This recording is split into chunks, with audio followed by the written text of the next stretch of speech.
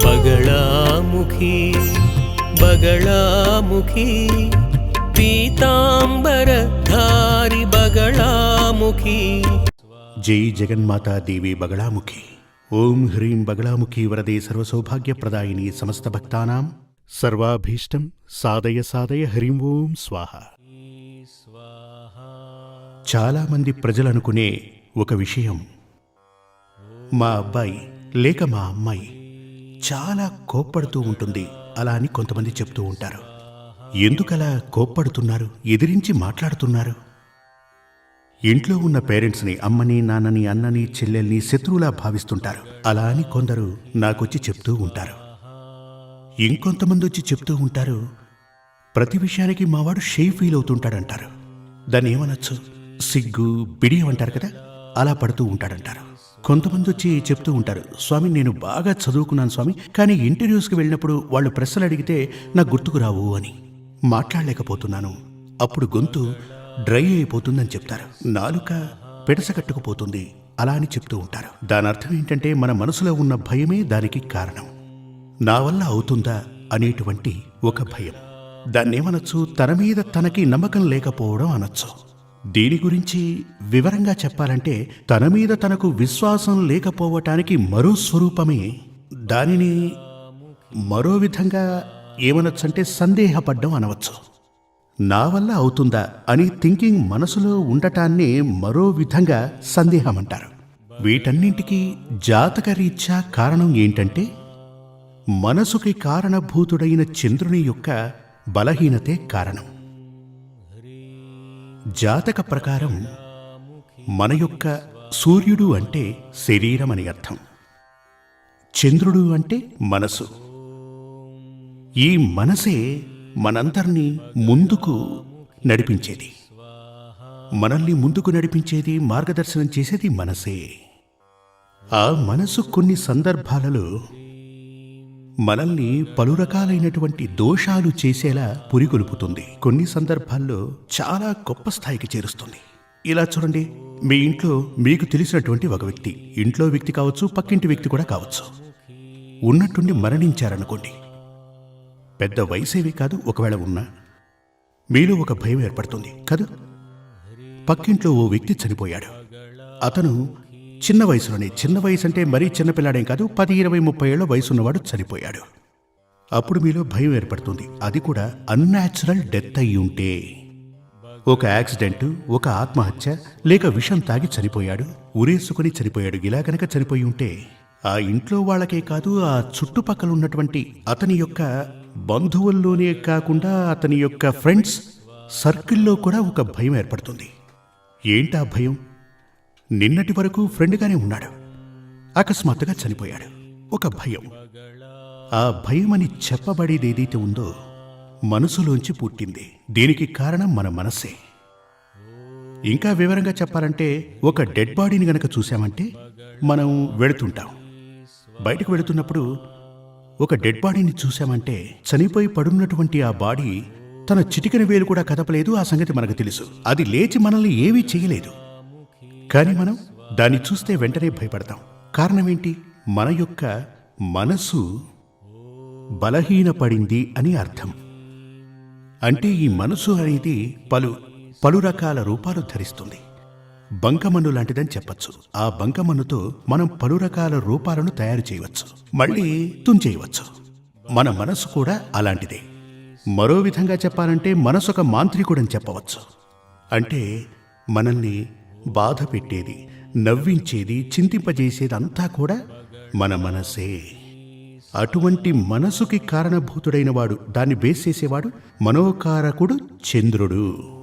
జాతక ప్రకారం చంద్రుడు శుభస్థానంలో గనక లేకపోతే, చంద్రుడు నీచ స్థానంలో గనక ఉంటే, ఆ చంద్రునికి బలం లేకపోతే గనక ఇతని మనసు గాలికి వెలిగించిన కాగడ అవుతుంది. గాలి వీస్తున్నప్పుడు ఒక కాగడా వెలిగించండి, గాలికి ఊగిసలాడుతూ ఉంటుంది. ఈ విధంగా కొట్టుకుంటూ ఉంటుంది. అదే విధంగా తన మనసు ఎప్పుడూ కూడా ఊగిసలాడుతూ ఉంటుంది. తనకు తన మీద ఎప్పుడూ విశ్వాసం ఉండదు. ఇదొకటి. మరొకటి, ఇలా ఉన్నటువంటి మనసుకి కుజగ్రహ దృష్టి కూడా చేరితే అంటే ఇలా బలహీనపడినటువంటి మనసుకి కుజుని దృష్టి కూడా చేరిందంటే ఏమవుతుంది? వెంటనే కోపం వస్తుంది, అకస్మాత్తుగా కంగారు పడతారు. ఇలాంటి వాళ్ళని అడ్వైస్ చేసి మార్చటం కుదరదు. దీనంతటికీ కారణం చంద్రుని యొక్క నీచత్వం, కుజుని యొక్క బలం. కుజుడు అగ్నికారకుడు. అంటే ఏంటంటే దానివల్ల భయంకరంగా కోపం వస్తుంది, చాలా టెన్షన్ ఉంటుంది. అది సోల్జర్, భటుడు. భటుడు ఎప్పుడూ కూడా యుద్ధానికి సిద్ధమై ఉంటాడు కదా, సోల్జర్. ఆ విధంగానే ఇప్పుడు జాతకంలో గనక ఎలా ఉంటే కుజుని యొక్క సాన్నిహిత్యం లగ్నానికి లేక మనసుకి కారణభూతుడైనటువంటి చంద్రునికి పవర్ఫుల్గా గనక ఉన్నట్లయితే అతను చాలా టెంపర్ గలవాడై ఉంటాడు, గంభీరమైనటువంటి వాడై ఉంటాడు. ఉన్నట్టుండి కోపం వస్తుంది, అకస్మాత్తుగా భయంకరంగా కోపం వస్తుంది. అలా ఉన్నటువంటి వ్యక్తులకు ఇదివరకే చెప్పినట్టుగా చంద్రుడు గనక నీచ స్థితిలో ఉంటే, చంద్రుడు గనక బలహీనపడి ఉన్నట్లయితే, ఆ చంద్రుడు శుభకారకుడు కాకపోతే అటువంటి వ్యక్తికి తన మీద తనకు విశ్వాసముండదు, భయముంటుంది. అదేవిధంగా కొన్ని సందర్భాలలో చాలా మూడీగా ఉంటాడు. ఆ చంద్రుని వల్ల ఎవరికైతే పిచ్చి, అంటే వివరంగా చెప్పాలంటే మెంటల్ ప్రాబ్లమ్స్ ఉంటాయో, మెంటల్ హాస్పిటల్స్లో అడ్మిట్ చేస్తూ ఉంటారు కదా, కొంతమంది మీ ఇంట్లో కూడా ఉంటారు కదా, అతని జాతకం తీసి చూడండి, ఖచ్చితంగా చంద్రుడు చాలా బలహీనపడి ఉంటాడు. ఒక్కోసారి నీచ స్థితిలోనూ ఉంటాడు. మనోరోగగ్రస్తులు కావటానికి ముఖ్యమైన కారణం ఇదే. ఎవరైతే మనోవ్యాధితో బాధపడుతూ ఉంటారో వారికి చంద్రుడు నీచ స్థితిలో ఉంటాడు. అదేవిధంగా కుజుడు కనుక బలహీనపడితే వారికి నరాల బలహీనత ఉంటుంది, నాడీ వ్యవస్థ బలహీనపడుతుంది. ఇలా ఉన్నటువంటి దోషాలకు పరిహారంగా మానసమిత్ర హోమం చేయాల్సి ఉంటుంది. మనోబలాన్ని పెంచేటువంటి ఒక పూజ, అదే మానసమిత్ర హోమం. మీకు మీ మీద నమ్మకం లేకపోయినా, అనేక రకాల సందేహాలు గనక ఉంటే, ఇలా ఉన్నవారికి, మనోబలం లేని వారికి సందేహం అంటూ ఉంటుంది. తన భార్య మీద ఎప్పుడూ కూడా అతను సందేహపడుతూ ఉంటాడు, తన భర్త మీద ఈవిడికి సందేహం ఉంటుంది. ప్రతి విషయాన్ని సందేహాత్మకంగా చూస్తుంటారు. దానికి కారణం మనోబలం లేకపోవటమే. అలా ఉన్నవారికి ఈ మానసమిత్ర హోమం గనక చేస్తే అప్పుడు మనోబలం స్థిరత్వాన్ని పొందుతుంది. అదేవిధంగా కుజుని యొక్క దోషం ఉంటే, అంటే ఇదివరకే చెప్పినట్టుగా కుజి దోషం వల్ల కోపం అధికంగా వచ్చేవారికి, ఆ కంగారు ఉన్నటువంటి వారికి ఈ హోమం గనక, అంటే మానసమిత్ర హోమం గనక చేస్తే వారికి శాంతి లభిస్తుంది. అంటే ఏంటంటే మానసమిత్ర హోమం చేస్తున్నప్పుడు చంద్రుడు నీచ స్థితిలో ఉన్నవారికి మనోబలాన్ని పెంచాలి. అతిగా కంగారు పడేవారికి ఆ కంగారుని తగ్గించి, కోపాన్ని తగ్గించి, ఇక్కడ మీకు సందేహం తలెత్తవచ్చు. ఒకటి పెంచడానికి చెప్తున్నారు, ఒకటి తగ్గించడానికి చెప్తున్నారు, కానీ ఒకే మంత్రం కదా. ఎప్పుడూ కూడా మంత్రానికి వచ్చి ఎలాంటి పవర్ ఉంటుందంటే, యాగ పద్ధతులు, అంటే యాగం నిర్వహించే పద్ధతులు గనక మారిపోతే దానివల్ల లభించే ఫలితాలు కూడా మారిపోతాయి. ఇది వేదకాలం నాటి నుంచే మంత్రాలు ఉన్నాయి, వాటి శక్తి కూడా, అంటే వినియోగించే పద్ధతులు కూడా చెప్పడం జరిగింది. మీరు రామాయణం చూసుంటారుగా, ఈ టీవీ ఛానల్లో కూడా వచ్చింది రామాయణం, మీరందరూ చూసుంటారుగా. అంబుల పొదిలోంచి ఓ బాణాన్ని తీసుకుని శ్రీరాముడు ఏదో మంత్రాన్ని జపించి సంధిస్తూ ఉంటారు. అప్పుడు దాని నుంచి అగ్ని ఉద్భవిస్తుంది. అది సౌరాస్త్రం. దాని నుంచి అగ్ని ఉద్భవిస్తుంది. అదే అంబుల పొదిలోంచి మరో బాణాన్ని తీసుకుని సంధిస్తారు, ఓ మంత్రాన్ని జపించి సంధిస్తారు. అప్పుడు జలం ఉద్భవిస్తుంది. అది వరుణాస్త్రం. ఇప్పుడు చూడండి, ఒకే అస్త్రం నుంచి జలముద్భవిస్తుంది, అగ్ని కూడా ఉద్భవిస్తుంది. ఇటువంటి శక్తులకు కారణం మంత్రజపమే. అస్త్రం ఒక్కటే, మంత్రం గనక మారింది అంటే బలం మారుతుంది. అదేవిధంగా ఏ మంత్రమైనప్పటికీ ఆ మంత్రానికి యూజ్ చేసే పద్ధతులు ఏవైతే ఉన్నాయో, జప విధానాలు, ఇవి మారినప్పుడు ఫలం మారుతుంది. అంటే మానసమిత్ర హోమం చేస్తున్నప్పుడు చంద్రునికి బలం ఉండటమే కాకుండా కుజునికి అధికమైనటువంటి శక్తి, కుజుని ద్వారా ఏర్పడిన కోపం, వీటన్నింటినీ కూడా శాంతింపచేయవచ్చు. ఇప్పుడు మీ ఇంట్లో మీకు గనక ఓవర్ టెన్షన్ ఉందనుకోండి, ఓవర్గా కోపం ఉందనుకోండి, ఇలా ఉన్నట్లయితే మానసమిత్ర హోమం చేయటం శుభకరం. అదేవిధంగా చంద్రాష్టమం మనకందరూ చెప్తూ ఉంటారు. అంటే మనకు పంచాంగంలో రాసి ఉంటారు కదా, చంద్రాష్టమం అన్ని పంచాంగాల్లో రాసి ఉంటారు. ఈరోజు చంద్రాష్టమం ఈ గ్రహాలకు సూచిస్తోంది అని. చంద్రాష్టమం అంటే చాలా భయపడుతుంటారు. చంద్రాష్టమం అనగానే దోషం ఎలా ప్రాప్తిస్తుందంటే, చంద్రుడు అష్టమ స్థానంలో ఉండటం వల్ల, 8వ స్థానంలో ఉండటం వల్ల, చెప్పాలంటే 12వ స్థానంలో ఉన్నా అంతే. అష్టమ స్థానంలో ఉంటే అధిక దోషాలు ప్రాప్తిస్తాయి. తన నోటి మాటే తనను బాధ పెడుతుంది. తన నోటి మాట ద్వారా తను నిందను మోస్తాడు. ఎవరికైతే చంద్రాష్టమం ఉంటుందో అతనికి తన నోటి వెంట నుంచి, అంటే ఇతరులను దూషించేలా మాట్లాడతాం. ఇతరులను బాధ పెట్టే మాటలు మనం మాట్లాడడం జరుగుతుంది. అప్పుడు గొడవలు మొదలవుతాయి. అదేవిధంగా మన యొక్క థింకింగ్, మనలో ఉన్న ఆలోచనలు శుభకరంగా ఉండవు. అందుచేతనే చంద్రాష్టమ సమయంలో శుభకార్యాలు చేయకూడదు అంటూ ఉంటారు.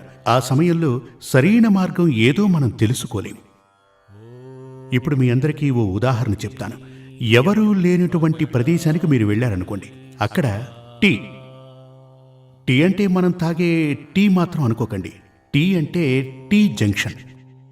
మీరు అక్కడికి వెళ్ళారు. ఏ దారిలో వెళ్లాలన్న కన్ఫ్యూజన్ మొదలయ్యింది. ఏ దారిలో వెళ్లాలో తెలియట్లేదు. ఎవరినైనా అడుగుదామంటే అక్కడ మనుషులు లేరు. అటువంటి అవస్థే వస్తుంది ఈ చంద్రాష్టమం నాడు. సరైన మార్గం ఏదో మనం తెలుసుకోలేం. ఇదివరకే చెప్పాను కదా, మన మనసే మనల్ని కంట్రోల్ చేసేది, మనల్ని నడిపించేది, మనల్ని తీసుకుని వెళ్ళేది అని అర్థం. ఇప్పుడు ఆ యొక్క మనసు 8వ స్థానంలో గనక నిలబడితే అది భ్రాంతికి గురి అవుతుంది. మాయ కమ్ముకొని సరైన మార్గం ఏదో మనం తెలుసుకోలేం. మన బుద్ధి సరైన మార్గాన్ని విస్మరిస్తుంది. అందుకని చెప్పారు చంద్రాష్టకాలంలో శుభకార్యాలు చేయకూడదు అంటారు. ఎందుకంటే చంద్రుడు మనసుకి అధిపతి అయినందుచేత అప్పుడు తీసుకునేటువంటి నిర్ణయాలు శుభకరం కానేరవు. ఇప్పుడు ఉదాహరణకి మనం సంధి సంభాషణ ఎవరితో అయినా చేస్తున్నామనుకోండి.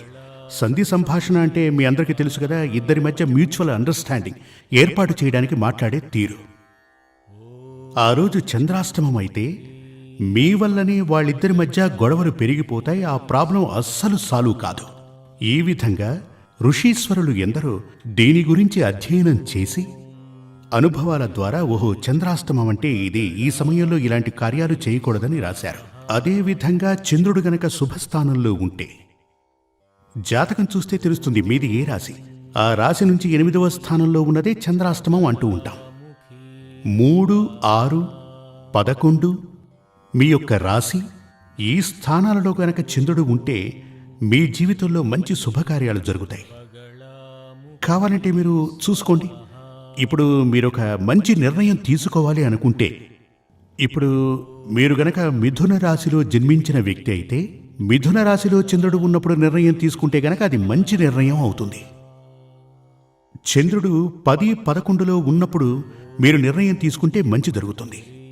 చంద్రుడు 6, 7లో ఉన్నప్పుడు తీసుకుంటే మీకు శుభ ఫలితాలు లభిస్తాయి. ఇదే 8లో చంద్రుడు ఉన్నప్పుడు, 12లో గనక చంద్రుడు ఉన్నప్పుడు తీసుకున్నారంటే మీ నిర్ణయం శుభకరం కానేరదు. ఆ సమయంలో మీరు తీసుకునే నిర్ణయం మీకు ప్రాబ్లమ్స్, అంటే రాబోయే కాలంలో సమస్యలు క్రియేట్ చేస్తుంది. అంటే సరైన మార్గం మనం ఎంచుకోలేమని అర్థం. జై జగన్మాత దేవి బగళాముఖి. నేను చెప్పేది మీ అందరికీ అర్థం కావాలని. మీకు అర్థం కాని విషయాలు సూర్యమంగళానికి రాయండి. సాధారణమైన విషయాలు ఏవైనా సూర్యమంగళం తాంత్రిక విద్యాపీఠం, పశ్చిమ పాపాంకుళం, కలిడై కురిచి, తిరునల్వేలి అలా అని మీకు తెలియని విషయాలు, అదేవిధంగా మీరు తెలుసుకోవాలని తపించే విషయాలు కూడా ఒక కార్డులో రాసి పంపారంటే మీకోసం ప్రతి వారం ఇదే సమయం అంటే ఇవాళ ఆదివారం కదా, నేను మిమ్మల్ని కలుస్తూ ఉంటాను కదా, అలాగే వచ్చే ఆదివారం నేను మీరు అడిగే ప్రశ్నలకు సమాధానం ఈ కార్యక్రమం ద్వారానే ఇవ్వటం జరుగుతుంది. అంటే ఆ ప్రశ్నకు అర్హత ఉంటే దానికి తప్పకుండా సమాధానం లభిస్తుంది. జై జగన్మాతా దేవి బగళాముఖి. సమస్త భక్తానాం సర్వాభీష్టం సాధయ సాధయ హ్రీం ఓం స్వాహ.